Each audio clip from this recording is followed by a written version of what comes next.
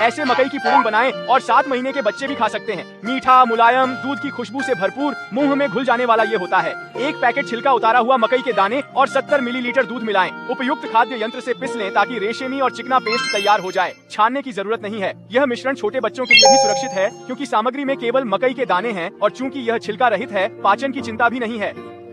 मुलायम और मिठास से भरा, ऐसे में खाना भी काफी उत्तम स्वाद में बनता है। एक अंडे और मकई के रस के 70 मिलीलीटर को मिला लें। भाप वाले बर्तन में तेल लगाकर मकई का मिश्रण डालें, ढक्कन से ढक दें, एक्सहॉस्ट वाल्व को खोलें और फिर स्टीमर में 15 मिनट तक भाप से पकाएं। इस मीठे और स्वादिष्ट आहार को शिशु बहुत पसंद करेंगे।